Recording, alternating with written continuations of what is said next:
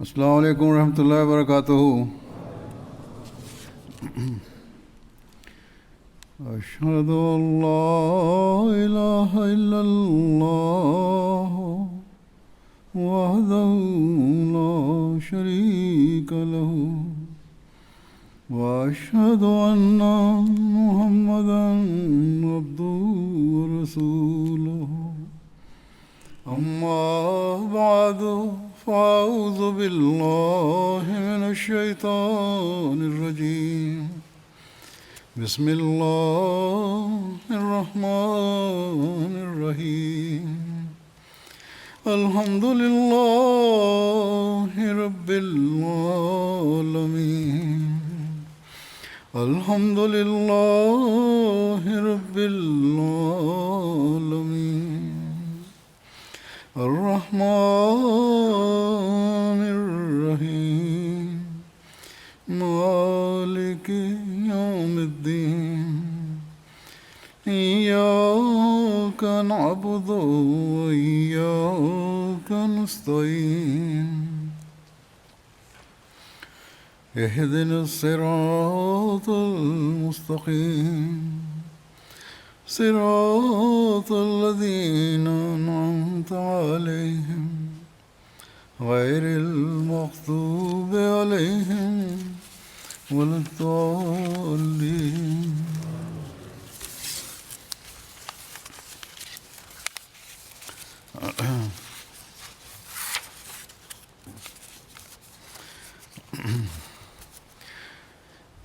آج اللہ تعالیٰ کے فضل سے قادیان کے جلسہ سالانہ کا آخری دن ہے۔ اللہ تعالیٰ کے فضل سے یہ 3 دن اللہ تعالیٰ کی برکات سمیٹتے ہوئے گزر گئے۔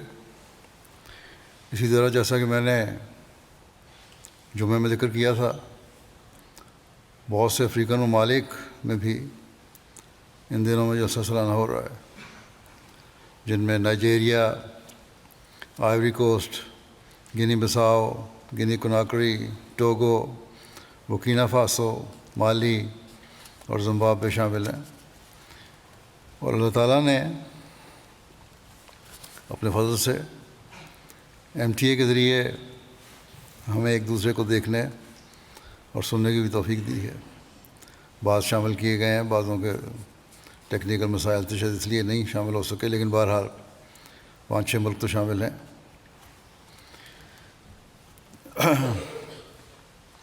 اللہ تعالیٰ نے اپنے فضل سے MTA کے ذریعے ہمیں ایک دوسرے کو دیکھنے اور سننے کی توفیق عطا فرمائی۔ ایک ہی وقت میں تمام ملک میری باتیں بھی سن رہے ہیں، دیکھ بھی رہے ہیں، اور ہم ان کو دیکھ رہے ہیں۔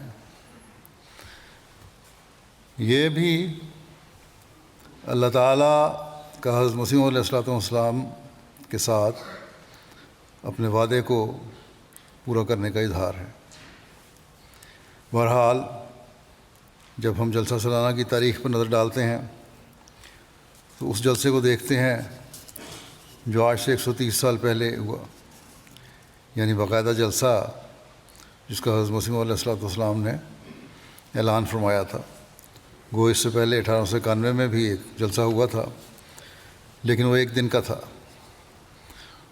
اور زیادہ تر انتظامی پہلو زیر نظر رہے، اور حضرت مسیح علیہ السلام کی تازہ تصنیف آسمانی فیصلہ جو اس وقت لکھی تھی مولانا عبدالکریم صاحب سیال کوٹی نے پڑھ کر سنائی تھی۔ بہرحال جماعتی تاریخ میں 1891 کو ہی جماعت کی تاریخ میں پہلا جلسہ شمار کیا جاتا ہے، لیکن باقاعدہ اشتہار دے کر جلسہ سالانہ کی تاریخیں مقرر کر کے جس جلسے کا حضرت مسیح علیہ السلام نے اعلان فرمایا، وہ میرے نزدیک تو 1892 کا جلسہ ہے۔ اور یہ جلسے کا مقصد اور اس جلسے کا مقصد دینی اور روحانی اور اخلاقی ترقی بیان فرمایا، اور اس پر بہت شدت سے زور دیا۔ یہی مقصد ہے اس کے حصول کے لیے آج اللہ تعالیٰ کے فضل سے دنیا کے ہر ملک میں جہاں جماعت احمدیہ باقاعدہ قائم ہے، جلسہ سالانہ منعقد ہوتا ہے۔ 1891 کے مختصر جلسے میں 75 افراد تھے، چند گھنٹوں میں ختم ہو گیا تھا جو، اور 1892 کے باقاعدہ جلسے میں 327 افراد شامل ہوئے۔ آج اللہ تعالیٰ کے فضلوں کی بارش اس قدر ہے کہ اللہ تعالیٰ ہر ملک میں ہمیں ہزاروں کی تعداد میں شاملین دکھا رہا ہے۔ کیا یہ اللہ تعالیٰ کی تائیدات کا اور اس کے وعدوں کا جو اس نے حضرت مسیح موعود علیہ الصلوۃ والسلام سے کیے ثبوت نہیں ہے؟ یقین ہے۔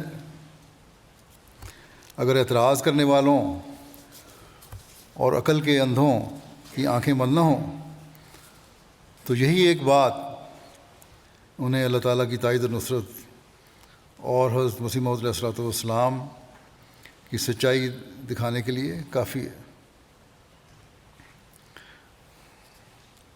بہرحال ان کو نظر آئے یا نہ آئے، یہ اللہ تعالیٰ کی تائیدات ہیں، اللہ تعالیٰ کا فضل ہے، اللہ تعالیٰ کا حضرت مسیح موعود علیہ الصلوۃ والسلام سے وعدوں کا پورا ہونا ہے، جس کے نظارے ہم آج دیکھ رہے ہیں۔ یہ صرف منہ کی بات نہیں، سب دنیا دیکھ رہی ہے کہ کیمرے اور کیمرے کی آنکھ اور ٹی وی کی اسکرین ہمیں یہ نظارے دکھا رہی ہے، لیکن اللہ تعالیٰ کے اس فضل و احسان پر ہماری کیا ذمہ داریاں ہیں؟ ہم جلسے میں شامل ہونے کے لیے جمع تو ہو گئے، دنیا میں مختلف جگہوں پر بیٹھے ہوئے سن بھی رہے ہیں، اس کے نظارے بھی دیکھ رہے ہیں، لیکن ہمیں اس فضل سے فیض اٹھانے اور اس مقصد کو پورا کرنے کے لیے اپنی ذمہ داریاں بھی ادا کرنی ہوں گی، اور اپنے عہد اور اپنے وعدے کو جو ہم نے جماعت میں شامل ہو کر حضرت مسیح موعود علیہ الصلوۃ والسلام سے کیا ہے پورا کرنا ہوگا۔ اس کے لیے ہمیں اپنے اندر پاک تبدیلیاں پیدا کرنی ہوں گی۔ جلسہ سالانہ کے دنوں میں اس حوالے سے سب نے بہت سی تقاریر بھی سنی ہوں گی، تربیتی اور تعلیمی، علمی اور روحانی تقریریں۔ اللہ تعالیٰ یہ باتیں سنانے والوں، تقریریں کرنے والوں اور سننے والوں دونوں کو ان باتوں پر عمل کرنے کی توفیق بھی عطا فرمائے، تاکہ ہم اس مقصد کو حاصل کر سکیں جو جلسے کا مقصد ہے۔ بہرحال میں بھی اس حوالے سے کچھ ذمہ داریوں کی طرف توجہ دلاؤں گا آج، جن کا ہم نے حضرت مسیح موعود علیہ الصلوۃ والسلام کی بیعت میں آ کر ان پر عمل کرنے کا آپ سے وعدہ کیا ہے۔ ہم نے بیعت میں آ کر اپنی حالتوں کو اللہ تعالیٰ اور اس کے رسول صلی اللہ علیہ وسلم کے حکموں اور اسوے کے مطابق کرنے کے وعدے تو بہت کیے ہیں اس عہد میں، لیکن وقت کی رعایت سے میں اس وقت دوسری شرط بیعت جو ہے اس کے حوالے سے کچھ باتیں کروں گا۔ اگر اس کے مطابق ہم اپنی زندگیوں کو ڈھال لیں تو اپنے اندر بھی اور دنیا میں بھی ایک انقلاب عظیم پیدا کر سکتے ہیں۔ ہم نے جو ہے حضرت مسیح علیہ الصلوۃ والسلام سے کیا ہے، اس کی دوسری شرط یہ ہے کہ جھوٹ اور زنا اور بد نظری اور ہر ایک فسق و فجور اور ظلم اور خیانت اور فساد اور بغاوت کے طریقوں سے بچتا رہے گا، یعنی بیعت کرنے والا ان سے بچے گا، اور نفسانی جوشوں کے وقت ان کا مغلوب نہیں ہوگا، اگرچہ کیسا ہی جذبہ پیش آوے۔ اس میں آپ نے 9 برائیوں کا ذکر کر دیا، اس سے توجہ دلائی ہے، اور یہ برائیاں ایسی ہیں جن کو چھوڑنے سے انسان روحانی اور اخلاقی طور پر ترقی کر سکتا ہے۔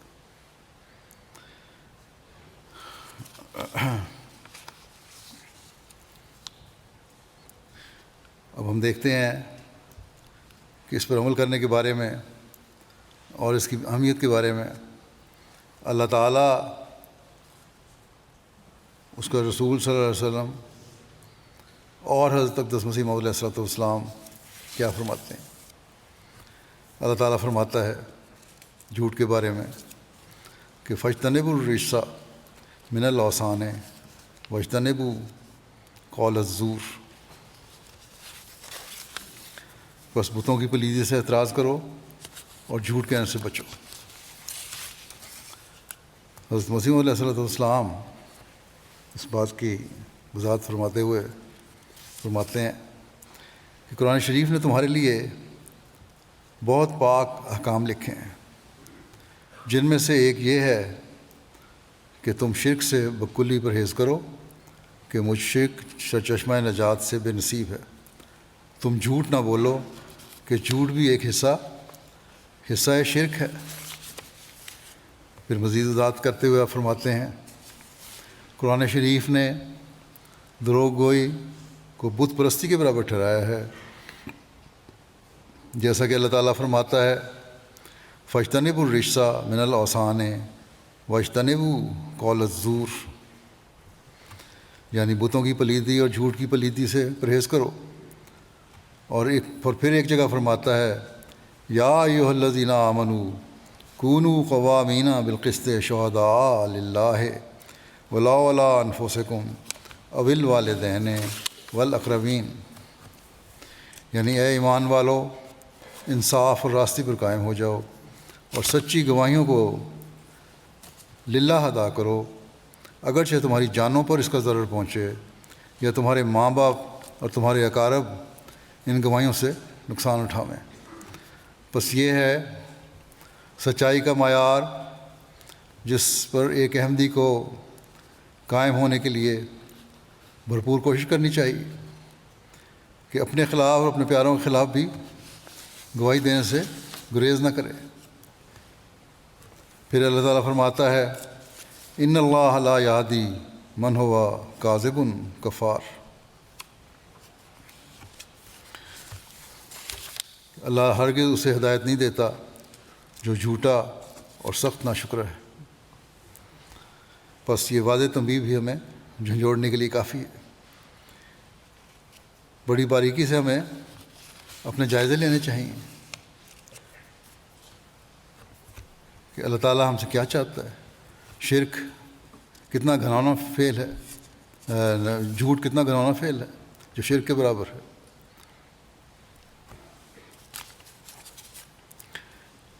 حضرت صلی اللہ علیہ وسلم نے کس درد کے ساتھ اور کس سختی کے ساتھ جھوٹ بولنے سے منع فرمایا ہے۔ ایک روایت میں آتا ہے حضرت عبد الرحمن بن ابی بکرہ اپنی والدہ سے روایت کرتے ہیں، انہوں نے بیان کیا کہ رسول اللہ صلی اللہ علیہ وسلم نے فرمایا کیا میں تمہیں بڑے بڑے گناہوں میں سے سب سے بڑے گناہ کے بارے میں نہ بتاؤں؟ ہم نے عرض کیا کیوں نہیں یا رسول اللہ صلی اللہ علیہ وسلم؟ آپ صلی اللہ علیہ وسلم نے فرمایا اللہ کا شریک ٹھہرانا اور والدین سے قطع تعلقی کرنا۔ اور آپ صلی اللہ علیہ وسلم ٹیک لگائے ہوئے تھے، پھر بیٹھ گئے اور فرمایا سنو جھوٹ بولنا اور جھوٹی گواہی دینا، سنو جھوٹ بولنا اور جھوٹی گواہی دینا۔ آپ صلی اللہ علیہ وسلم مسلسل یہ کہتے رہے حتیٰ کہ میں نے دل میں کہا آپ صلی اللہ علیہ وسلم خاموش نہیں ہوں گے، یعنی کہ تکلیف میں بہت زیادہ تکلیف میں ہے اس سے۔ بس کس قدر فکر نظر آتی ہے آپ کی اس بات میں۔ اگر ہم اپنے جائزے لیں تو بہت سوں میں خود یہ بات نظر آئے گی کہ بہت سے مواقع پر وہ غلط بیانی سے کام لے جاتے ہیں۔ بس غور کا مقام ہے، کیا ہم اپنا عہد پورا کرنے والے بن رہے ہیں؟ آپ صلی اللہ علیہ وسلم کو تو معیار یہ ہے کہ مذاق میں بھی غلط بات کہنا جھوٹ ہے۔ بس یہ ہیں وہ معیار جو ہمیں حاصل کرنے کی کوشش کرنی چاہیے۔ پھر ایک روایت میں آتا ہے، حضرت عبداللہ بیان کرتے ہیں کہ رسول اللہ صلی اللہ علیہ وسلم نے فرمایا، یقیناً سچائی نیکی کی طرف لے جاتی ہے اور نیکی یقیناً جنت کی طرف لے جاتی ہے۔ ایک شخص سچ بولتا ہے یہاں تک کہ وہ صدیق لکھا جاتا ہے، یقیناً جھوٹ گناہ کی طرف لے جاتا ہے اور گناہ آگ کی طرف لے جاتی ہے، گناہ آگ کی طرف لے جاتا ہے۔ ایک شخص جھوٹ بولتا چلا جاتا ہے یہاں تک کہ کذاب لکھا جاتا ہے۔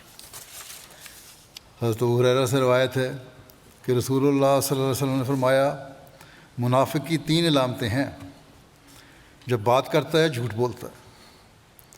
منافق کی علامتوں میں سے پہلی علامت یہ ہے کہ جب بات کرتا ہے جھوٹ بولتا ہے، جب وعدہ کرتا ہے وعدہ خلافی کرتا ہے، وہاں بھی جھوٹ ہی آ گیا۔ جب اس کے پاس امانت رکھی جاتی ہے تو خیانت کرتا ہے، یہاں بھی جھوٹ ہی ہے۔ گو 3 مختلف حالتیں ہیں، بڑے غور بڑے خوف کا مقام ہے۔ زیادہ وسعت کی ضرورت نہیں، بڑی واضح یہ باتیں ہیں، خود اسے سامنے رکھ کر ہمیں اپنا جائزہ لینا چاہیے۔ پھر جماعت کو نصیحت کرتے ہوئے حضرت مسیح موعود علیہ السلام فرماتے ہیں، یقیناً یاد رکھو جھوٹ جیسی کوئی منحوس چیز نہیں۔ عام طور پر دنیا دار کہتے ہیں کہ سچ بولنے والے گرفتار ہو جاتے ہیں، مگر میں کیوں کر اس کو باور کروں؟ مجھ پر 7 مقدمے ہوئے ہیں اور خدا تعالیٰ کے فضل سے کسی ایک میں بھی مجھے جھوٹ کہنے کی ضرورت نہیں پڑی۔ کوئی بتائے کہ کسی ایک میں بھی خدا تعالیٰ نے مجھے شکست دی ہو؟ اللہ تعالیٰ تو آپ سچائی کا حامی اور مددگار ہے۔ یہ ہو سکتا ہے کہ وہ راست باز کو سزا دے؟ کیا یہ ہو سکتا ہے کہ راست باز کو سزا دے؟ اگر ایسا ہو تو دنیا میں پھر کوئی شخص سچ بولنے کی ضرورت نہ کرے اور خدا تعالیٰ پر سے ہی اعتقاد اٹھ جاوے، راست بات تو زندہ ہی مر جاویں۔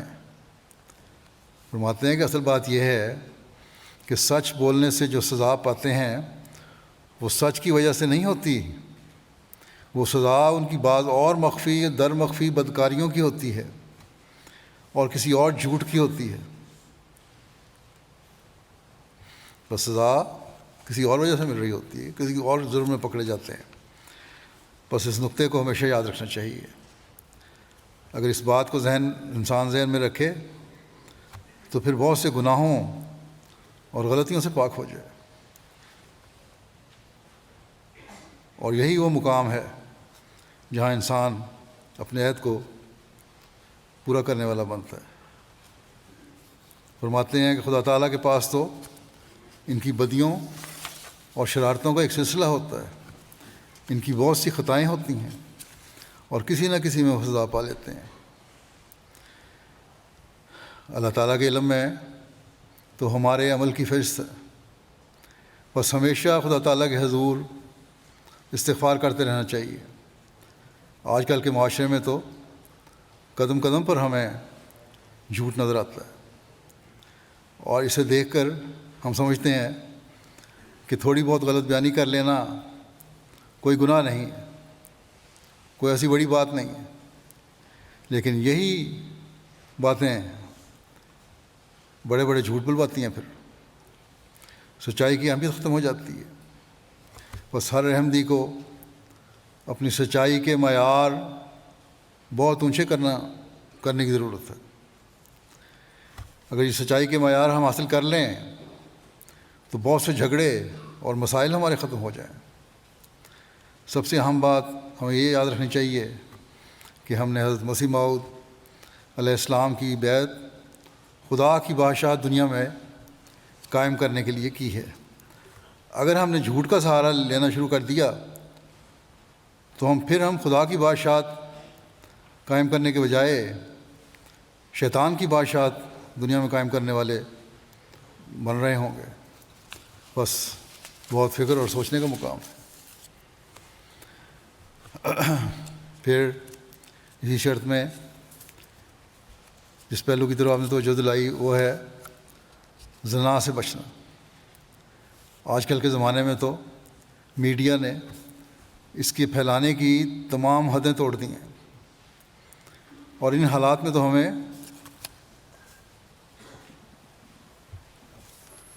اپنے آپ کو بھی اور اپنی نسلوں کو بچانے کے لیے خاص کوشش کرنی ہوگی۔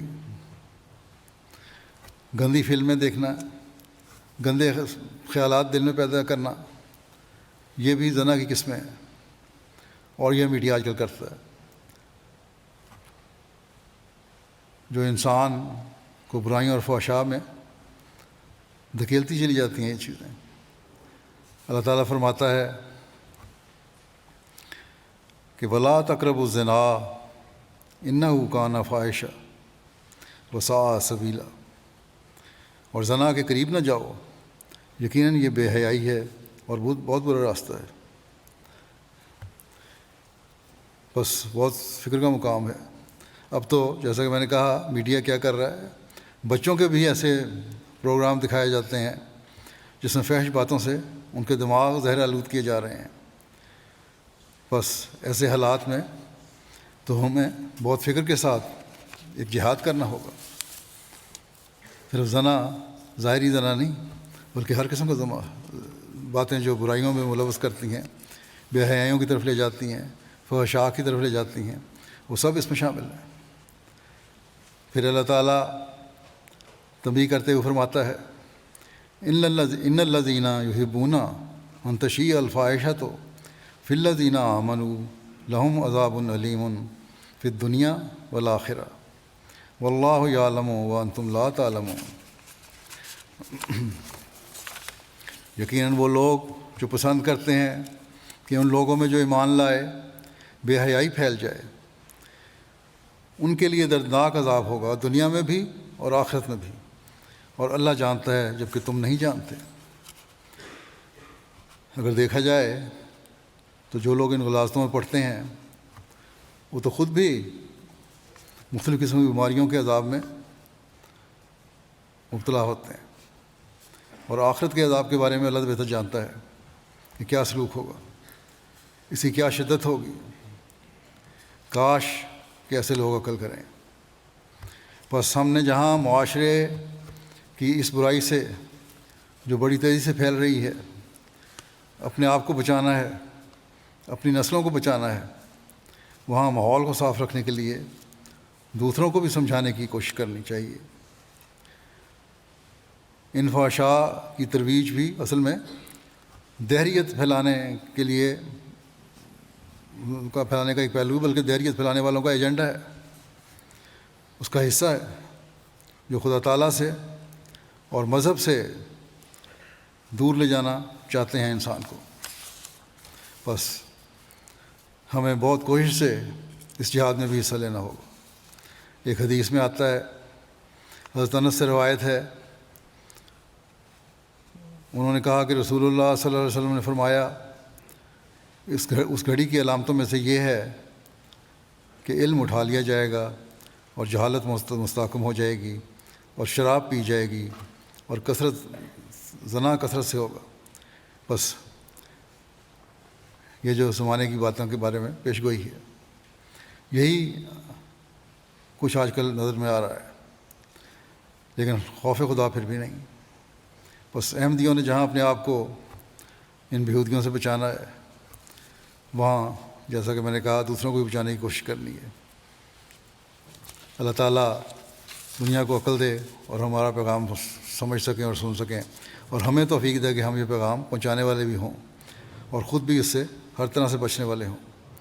حضرت مسیح علیہ الصلوۃ والسلام ہمیں فحشاء سے بچنے کی تلقین کرتے ہوئے فرماتے ہیں، جو شخص آزادی سے نامحرم، ایک پہلو کو دیکھا آپ نے جو عام آج کل ہے، آزادی سے نامحرم عورتوں کو دیکھتا رہے گا، آخر ایک دن بدنیتی سے بھی دیکھے گا، کیونکہ نفس کے جذبات ہر ایک طبیعت کے ساتھ لگے ہوئے ہیں، اور تجربہ بلند آواز سے بلکہ چیخیں مار کر ہمیں بتلا رہا ہے کہ بیگانہ عورتوں کو دیکھنے میں ہرگز انجام بخیر نہیں ہوتا۔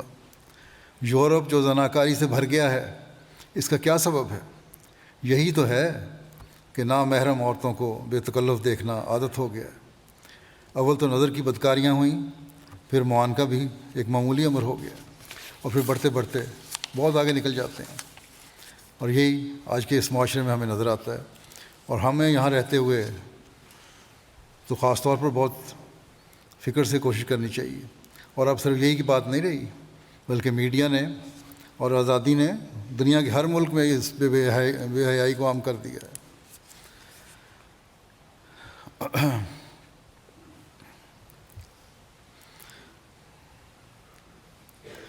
پھر جس برائی سے آپ نے خاص طور پر بچنے کی تلقین فرمائی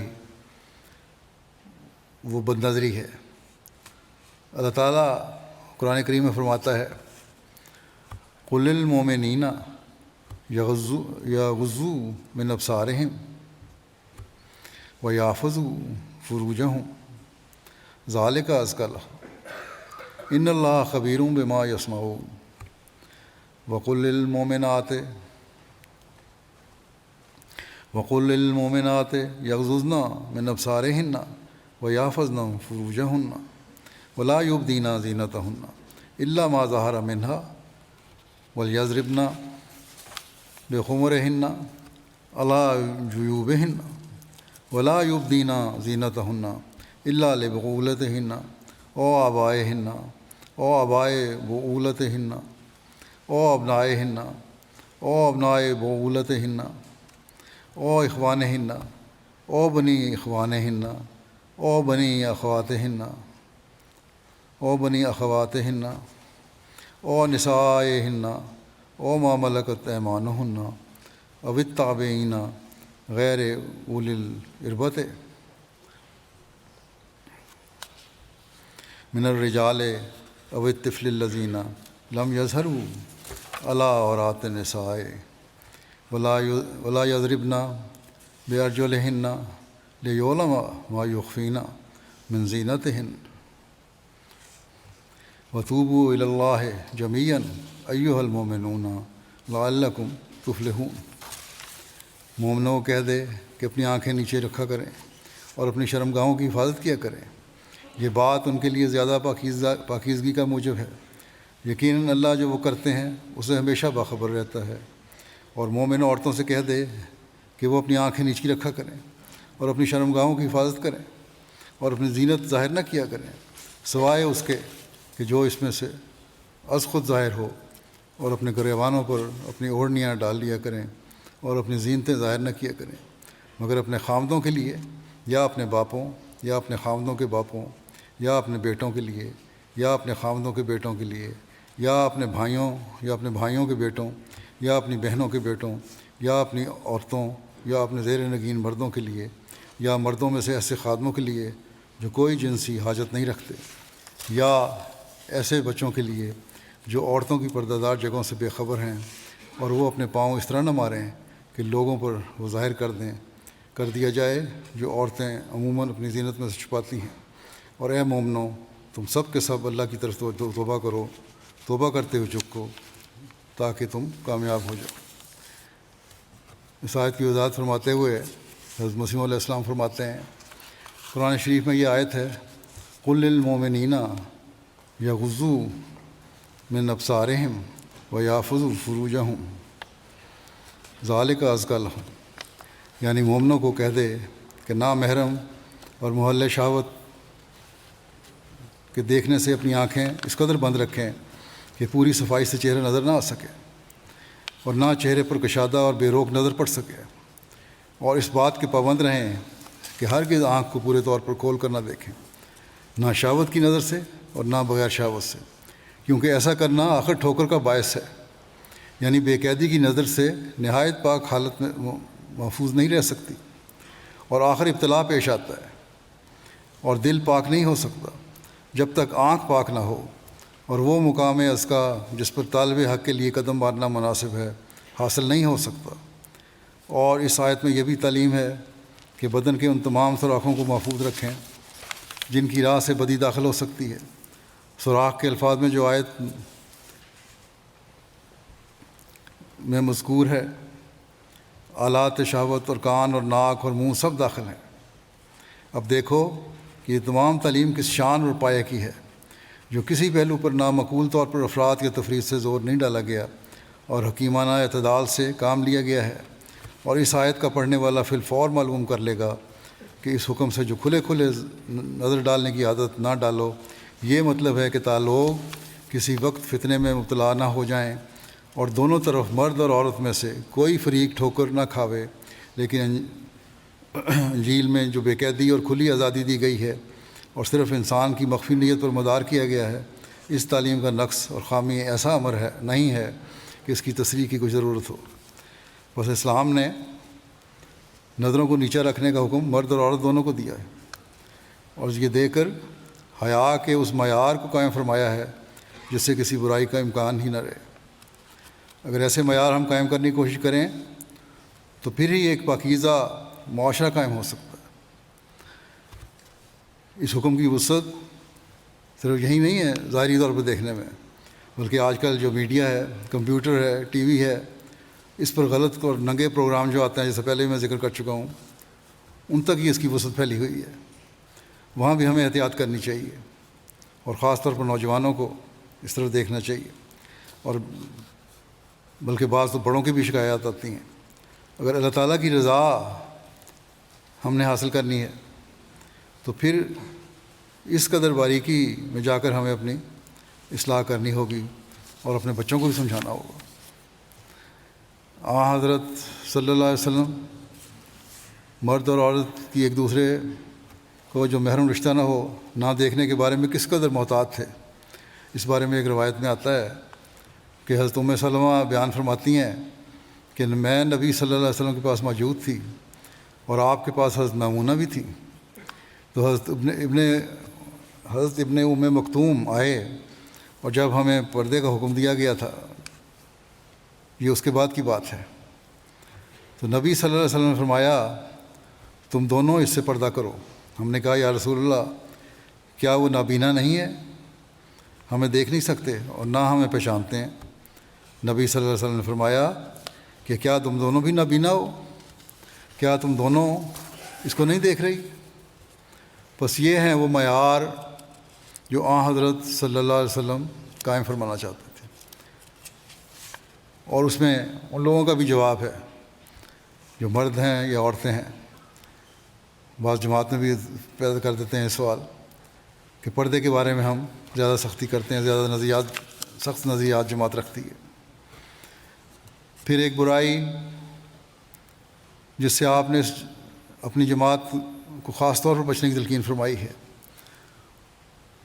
اور اسے شرائط بیت میں رکھ کر عہد لیا ہے، وہ ہے فسق و فجور۔ اللہ تعالیٰ قرآن کریم میں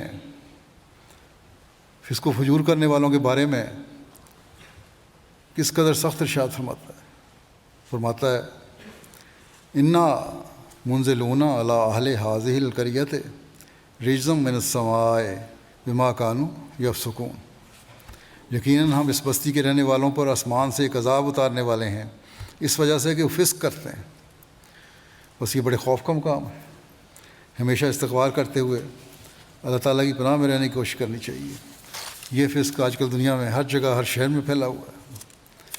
پھر اللہ تعالیٰ دوسری جگہ فسق کرنے والوں کے انجام کے بارے میں دوسری جگہ فرماتا ہے وَيَوْمَ يُعْرَضُ الَّذِينَ كَفَرُوا عَلَى النَّارِ أَذْهَبْتُمْ طَيِّبَاتِكُمْ فِي حَيَاتِكُمُ الدُّنْيَا وَاسْتَمْتَعْتُمْ بِهَا فَالْيَوْمَ تُجْزَوْنَ عَذَابَ الْهُونِ بِمَا كُنْتُمْ تَسْتَكْبِرُونَ فِي الْأَرْضِ بِغَيْرِ الْحَقِّ وَبِمَا كُنْتُمْ تَفْسُقُونَ۔ اور یاد کرو وہ دن جب وہ لوگ جنہوں نے کفر کیا آگ کے سامنے پیش کیے جائیں گے۔ تم اپنی سب اچھی چیزیں اپنی دنیا کی زندگی میں ہی ختم کر بیٹھے اور ان سے عارضی فائدہ اٹھا چکے، بس آج کے دن تم ذلت کا عذاب دیے جاؤ گے بوجہ اس کے کہ تم زمین میں ناحق تکبر کرتے تھے اور بوجہ اس کے کہ تم فسق کیا کرتے تھے، اللہ تعالیٰ کے حکموں سے نافرمانی کیا کرتے تھے۔ ہمیں فسق و فجور سے پاک ہونے کی طرف توجہ دلاتے ہوئے حضرت مسیح علیہ الصلوۃ والسلام فرماتے ہیں اگر کوئی شخص یہ کہے کہ میں صالح اور خدا ترس اور خادم دین اولاد کی خواہش کرتا ہوں تو اس کا یہ کہنا بھی نرا ایک دعویٰ ہی دعویٰ ہوگا، جب تک کہ خود اپنی حالت میں ایک اصلاح نہ کرے۔ اگر خود فسق و فجور کی زندگی بسر کرتا ہے اور منہ سے کہتا ہے کہ میں صالح اور متقی اولاد کی خواہش کرتا ہوں، تو وہ اپنے اس دعوے میں کذاب ہے۔ صالح اور متقی اولاد کی خواہش سے پہلے ضروری ہے کہ وہ خود اپنی اصلاح کرے اور اپنی زندگی کو متقیانہ کی زندگی بناوے، تب اس کی ایسی خواہش ایک نتیجہ خیز خواہش ہوگی، اور ایسی اولاد حقیقت میں اس قابل ہوگی کہ اس کو باقیات صالحات کا مصداق کہیں۔ لیکن اگر یہ خواہش صرف اس لیے ہو کہ ہمارا نام باقی رہے اور وہ ہمارے اخلاق و اسباب کی وارث ہو، یا وہ بڑی نامور اور مشہور ہو، اس قسم کی خواہش میرے نزدیک شرک ہے۔ بس ہمیں اپنے اور اپنے بچوں کے اس گہرائی میں جا کر جائزہ لینے کی ضرورت ہے۔ پھر جس بات پر ہم نے حضرت مسیح علیہ الصلوۃ والسلام سے عہد بیعت کیا وہ ظلم نہ کرنا ہے۔ اس بارے میں خدا تعالیٰ ہمیں قرآن کریم میں کس طرح ہوشیار فرماتا ہے فَوَيْلٌ لِّلَّذِينَ ظَلَمُوا مِنْ عَذَابِ یومٍ علیم۔ فَوَيْلٌ لِّلَّذِينَ ظَلَمُوا مِنْ عَذَابِ یومٍ علیم۔ پس ان لوگوں کے لیے جنہوں نے ظلم کیا ہلاکت ہو دردناک دن کے عذاب کی صورت میں۔ اور ظلم نہ کرنے والوں کو اللہ تعالیٰ کی طرف کس طرح خوشخبری عطا فرماتا ہے الذین آمنوا ولم یلبسوا ایمانہم بظلم اولئک لہم الامن وہم مہتدون۔ وہ لوگ جو ایمان لائے اور انہوں نے اپنے ایمان کو کسی ظلم کے ذریعے مشکوک نہیں بنایا، یہی وہ لوگ ہیں جنہیں امن نصیب ہوگا اور وہ ہدایت یافتہ ہیں۔ ظلم و تعدی کرنے والوں کا کیا انجام ہوگا، اس بارے میں حضرت صلی اللہ علیہ وسلم کا ایک ارشاد ہے۔ حضرت ابو ہریرہ سے روایت ہے کہ رسول اللہ صلی اللہ علیہ وسلم نے فرمایا کیا تم جانتے ہو کہ مفلس کون ہے؟ لوگوں نے کہا کہ ہم میں مفلس وہ ہے جس کے پاس نہ کوئی درہم ہے نہ کوئی ساز و سامان ہے۔ اس پر آپ صلی اللہ علیہ وسلم نے فرمایا میری امت میں تو مفلس وہ ہے جو قیامت کے دن نماز روزہ اور زکوٰۃ کے ساتھ پیش ہوگا، مگر اس طرح آئے گا کہ اس نے کسی کو گالی دی ہوگی، کسی پر بہتان لگایا ہوگا اور کسی کا مال کھایا ہوگا اور کسی کا خون بہایا ہوگا اور کسی کو مارا ہوگا، اس کو اس کی کوئی نیکی دی جائے گی اور اس کو اس کی کوئی نیکی دی جائے گی اور کسی کو اس کی کوئی اور نیکی، اور ان کی خطائیں لی جائیں گی اور اس پر ڈال دی جائیں گی۔ جن لوگوں کو مارا جائے گا ان کو اس کی نیکیاں دے دی جائیں گی اور خطائیں جو ان کی ہیں وہ اس پہ ڈال دی جائیں گی، پھر اسے آگ میں پھینک دیا جائے گا۔ یعنی نماز روزہ زکوٰۃ سب ظلم کی وجہ سے رد کر دی جائیں گی۔ اس روایت کی مزید وضاحت بخاری کی ایک اور روایت میں ہے۔ حضرت ابو ہریرہ رضی اللہ عنہ سے روایت ہے، انہوں نے کہا رسول اللہ صلی اللہ علیہ وسلم نے فرمایا جس شخص نے دوسرے کی بے عزتی کی ہو یا کوئی اور ظلم کیا ہو تو چاہیے کہ ظلم کرنے والا اس سے آج دنیا میں معاف کروا لے، پیشتر اس کے کہ جب نہ دینار ہوگا نہ درہم۔ اگر اس کا کوئی نیک عمل ہوگا تو جس قدر مظلوم پر ظلم ہوگا اس کے مطابق اس کے نیک اعمال سے لے لیا جائے گا، اور اگر اس کی نیکیاں نہ ہوئیں تو مظلوم کی برائیاں لے کر اس ظالم پر ڈال دی جائیں گی۔ پھر ایک روایت میں آتا ہے، حضرت ابن عباس رضی اللہ عنہ سے روایت ہے کہ نبی صلی اللہ علیہ وسلم نے حضرت معاذ کو یمن کی طرف بھیجا اور آپ نے فرمایا مظلوم کی بد دعا سے بچو کیونکہ اس کے اور اللہ کے درمیان کوئی روک نہیں۔ حضرت اقدس مسیح موعود علیہ الصلوۃ والسلام فرماتے ہیں اور اس کے بندوں پر رحم کرو اور ان پر زبان یا ہاتھ یا کسی تدبیر سے ظلم نہ کرو، اور مخلوق کی بھلائی کے لیے کوشش کرتے رہو اور کسی پر تکبر نہ کرو، گو اپنا ماتحت ہو اور کسی کو گالی مت دو گو وہ گالی دیتا ہو، غریب اور حلیم اور نیک نیت اور مخلوق کے ہمدرد بن جاؤ تا قبول کیے جاؤ۔ بہت ہیں جو حلیم ظاہر کرتے ہیں، جو حلم ظاہر کرتے ہیں مگر وہ اندر سے بھیڑیے ہیں، بہت ہیں جو اوپر سے صاف ہیں مگر اندر سے سانپ ہیں، سو تم اس کی جناب میں قبول نہیں ہو سکتے جب تک ظاہر و باطن ایک نہ ہو۔ بڑے ہو کر چھوٹوں پر رحم کرو، نہ ان کی تحقیر، اور عالم ہو کر نادانوں کو نصیحت کرو، نہ خود نمائی سے ان کی تذلیل، اور امیر ہو کر غریبوں کی خدمت کرو، نہ خود پسندی سے ان پر تکبر۔ تم اپنی نفسانیت ہر ایک پہلو سے چھوڑ دو اور باہمی ناراضگی جانے دو، اور سچے ہو کر جھوٹے کی طرح تذلل کرو تا تم بخشے جاؤ۔ نفسانیت کی فروہی چھوڑ دو کہ جس دروازے کے لیے تم بلائے گئے ہو اس میں سے ایک فربہ انسان داخل نہیں ہو سکتا۔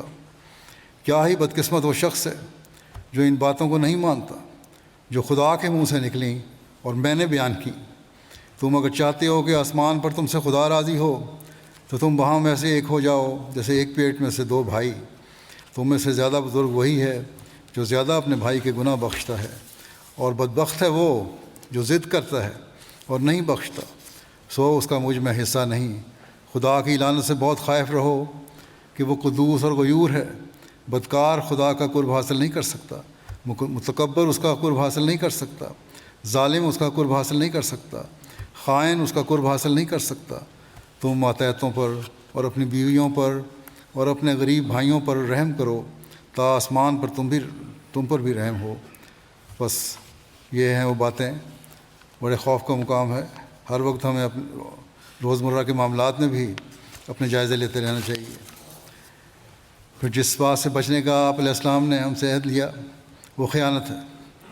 خیانت کرنے والوں کے انجام کے بارے میں اللہ تعالیٰ ایک جگہ فرماتا ہے وَلَا تُجَادِلْ عَنِ الَّذِينَ يَخْتَانُونَ أَنفُسَهُمْ إِنَّ اللَّهَ لَا يُحِبُّ مَنْ كَانَ خَوَّانًا أَثِيمًا، اور ان لوگوں کی طرف سے بحث نہ کر جو اپنے نفسوں سے خیانت کرتے ہیں، یقین اللہ سخت خیانت کرنے والے گناہ گار کو پسند نہیں کرتا۔ یہاں ہمیں اس بات پر بھی غور کرنا چاہیے، کیا ہم بیعت کی امانت کا بھی حق ادا کرنے کی کوشش کر رہے ہیں؟ اس میں خیانت تو نہیں ہو رہی کسی طرح سے؟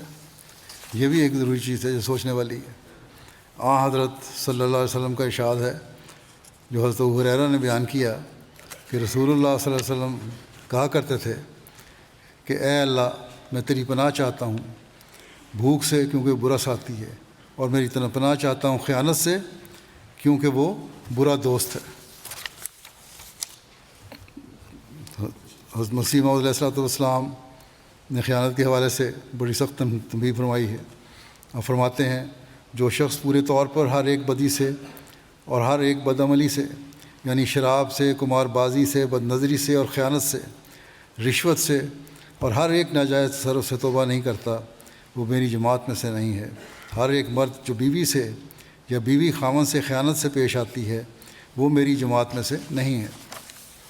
پھر آپ فرماتے ہیں انسان کی پیدائش میں دو قسم کے حسن ہیں، ایک حسن معاملہ اور وہ یہ کہ انسان خدا تعالیٰ کی تمام امانتوں اور عہد کے ادا کرنے میں یہ رعایت رکھے کہ کوئی امر حد الوسع اس کے متعلق فوت نہ ہو۔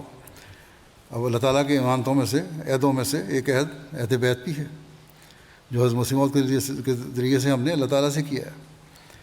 فرمایا جیسا کہ خدا تعالیٰ کے کلام میں راعون کا لفظ اسی طرف اشارہ کرتا ہے، ایسا ہی لازم ہے کہ انسان مخلوق کی امانتوں اور عہد کی نسبت بھی یہی لحاظ رکھے، یعنی حقوق اللہ اور حقوق عباد میں تقوی سے کام لے۔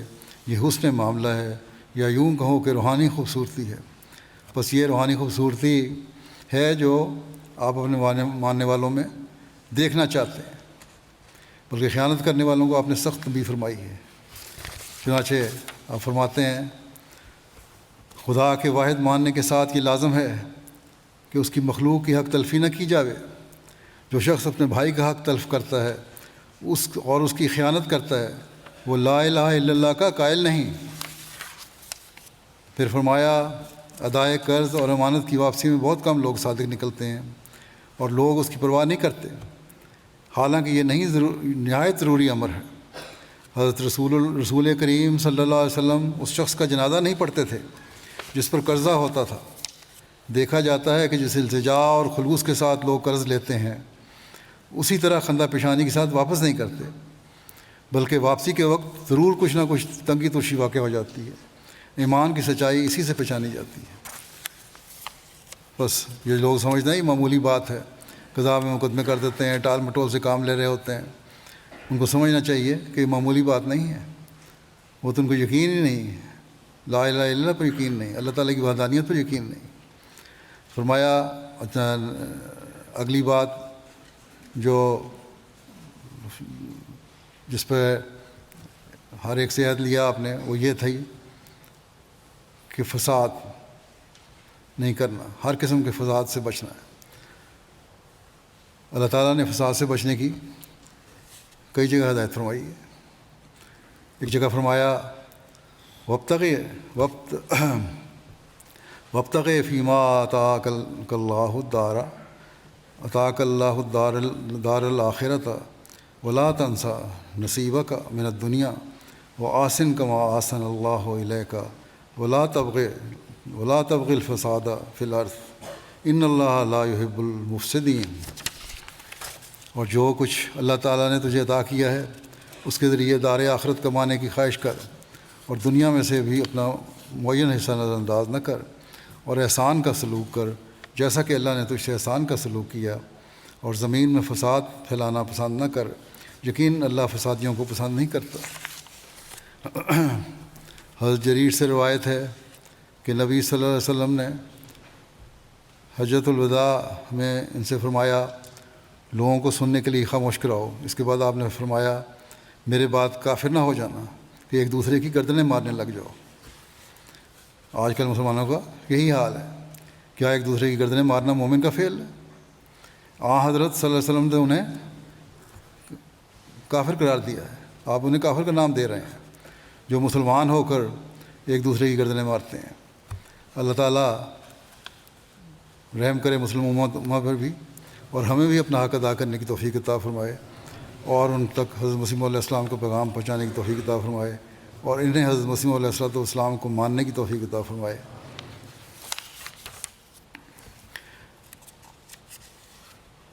ہر قسم سے فساد سے بچنے کی نصیحت کرتے ہوئے حضرت مسیح علیہ السلام فرماتے ہیں تمہیں چاہیے کہ وہ لوگ جو محض اس وجہ سے تمہیں چھوڑتے اور تم سے الگ ہوتے ہیں کہ تم نے خدا تعالیٰ کے قائم کردہ سلسلے میں شمولیت اختیار کر لی ہے، ان سے دنگا یا فساد مت کرو، بلکہ ان کے لیے غائبانہ دعا کرو کہ اللہ تعالیٰ ان کو بھی وہ بصیرت اور معرفت عطا کرے جو اس نے اپنے فضل سے تمہیں دی ہے۔ تم اپنے پاک نمونے اور عمدہ چال چلن سے ثابت کر کے دکھاؤ کہ تم نے اچھی راہ اختیار کی ہے۔ دیکھو میں اس امر کے لیے مامور ہوں کہ تمہیں بار بار ہدایت کروں کہ ہر قسم کے فساد اور ہنگامے کی جگہوں سے بچتے رہو، اور گالیاں سن کر بھی صبر کرو، بدی کا جواب نیکی سے دو، اور کوئی فساد کرنے پر آمادہ ہو تو بہتر ہے کہ تم ایسی جگہ سے کھسک جاؤ اور نرمی سے جواب دو۔ جب میں یہ سنتا ہوں کہ فلاں شخص اس جماعت کا ہو کر کسی سے لڑا ہے، اس طریق کو میں ہرگز پسند نہیں کرتا، اور خدا تعالیٰ بھی نہیں چاہتا کہ وہ جماعت جو دنیا میں ایک نمونہ ٹھہرے گی وہ ایسی راہ اختیار کرے جو تقویٰ کی راہ نہیں ہے۔ بلکہ میں تمہیں یہ بھی بتا دیتا ہوں کہ اللہ تعالیٰ یہاں تک اس امر کی تائید کرتا ہے کہ اگر کوئی شخص اس جماعت میں ہو کر صبر اور برداشت سے کام نہیں لیتا تو وہ یاد رکھے کہ وہ اس جماعت میں داخل نہیں ہے۔ پھر ہر قسم کی بغاوت سے بچنے کا آپ علیہ السلام نے ہم سے عہد لیا۔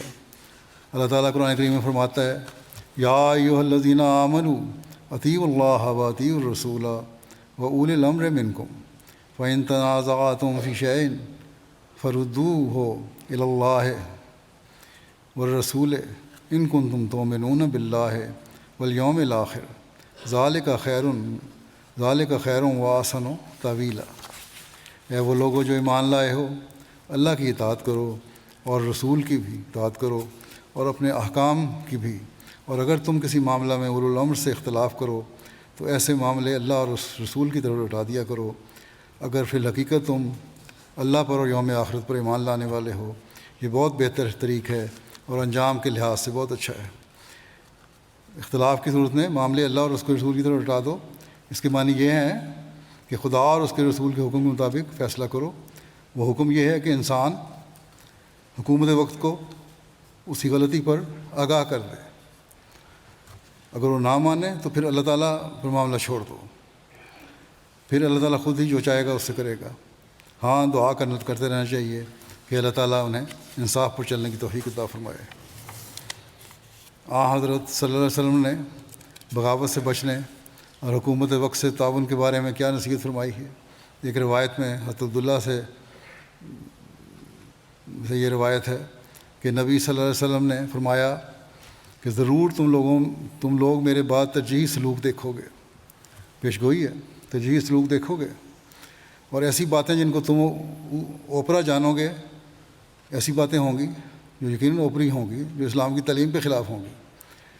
انہوں نے عرض کیا لوگوں نے کہ یا رسول اللہ صلی اللہ علیہ وسلم، تو آپ ہمیں کیا کرنے کا حکم دیتے ہیں ایسے حالات میں؟ آپ نے فرمایا تم ان لوگوں کے حقوق انہیں ادا کرنا اور اللہ سے مانگنا جو تمہارے لیے ہے.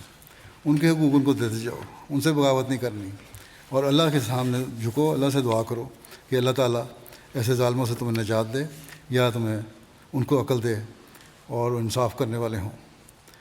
حضرت اقدس مسیح موعود علیہ السلام فرماتے ہیں والفتنہ تو اکبر من القتل،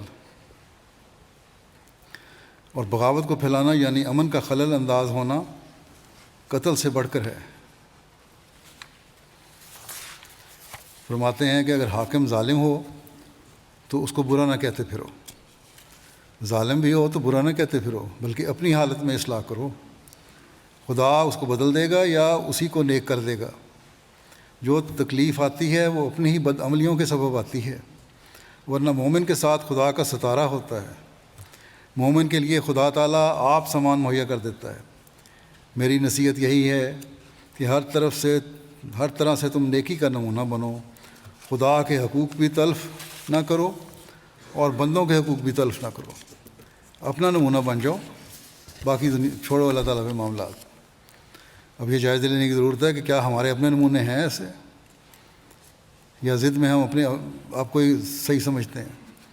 پھر ایک ہدایت آپ نے یہ فرمائی کہ نفسانی جوشوں سے ہمیشہ بچتے رہو، کہ انسان کو شیطان کے پنجے میں گرفتار کر دیتے ہیں.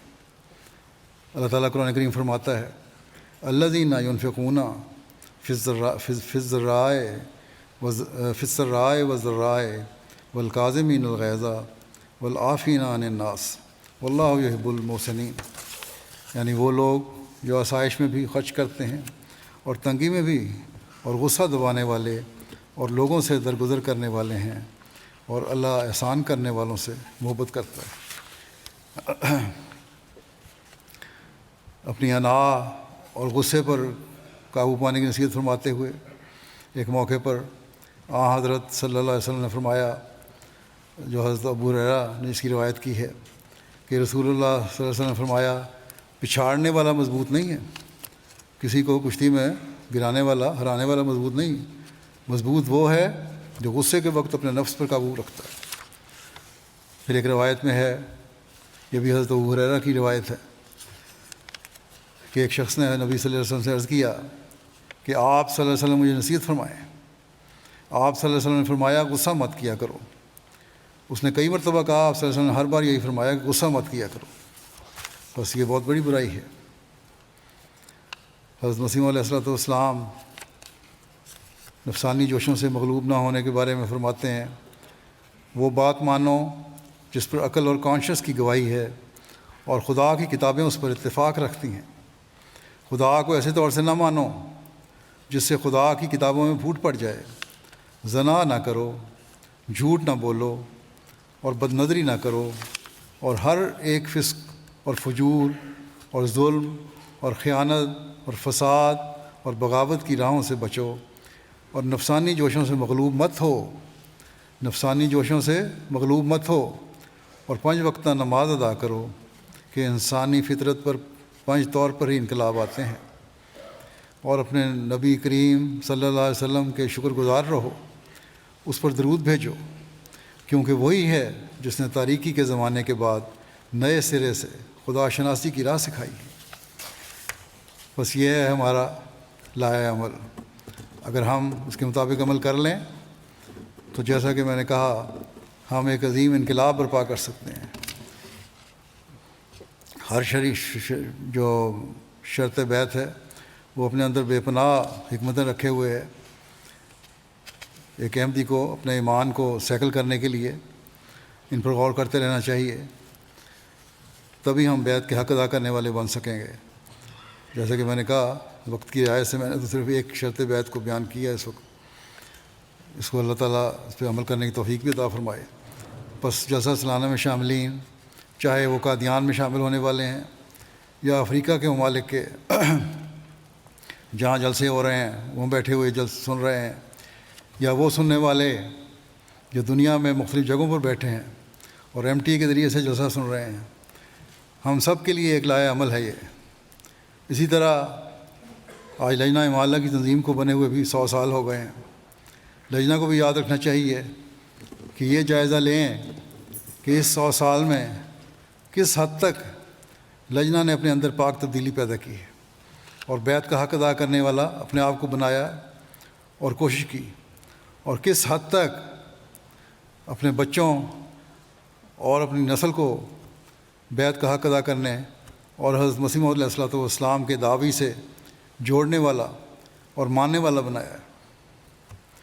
اگر ہم نے اس کے مطابق اپنی نسلوں کی اٹھان کی ہے تو یقیناً لجنہ امالہ کی ممبرات اللہ تعالیٰ کی شکر گزار بندیاں ہیں۔ بس یہ جائزے آج لینے کی ضرورت ہے، اور جہاں کمیاں رہ گئی ہیں وہاں ایک عزم کے ساتھ عہد کریں کہ ہم نے لجنہ کی اگلی صدی میں اس عہد کے ساتھ قدم رکھنا ہے کہ ہم اپنی نسلوں کو عہد بیعت کا حق ادا کرنے والا بنائیں گے۔ اللہ تعالیٰ سب کو اس کی توفیق عطا فرمائے۔ اسی طرح ہر شامل جلسہ جو کسی بھی طرح جلسے میں شامل ہے یہ عہد کرے کہ ہم نے پاک تبدیلی اپنے اندر پیدا کرنی ہے اور عہد بیعت کو اپنی تمام تر صلاحیتوں کے ساتھ نبھانا ہے۔ اللہ تعالیٰ ہم سب کو اس کی توفیق عطا فرمائے۔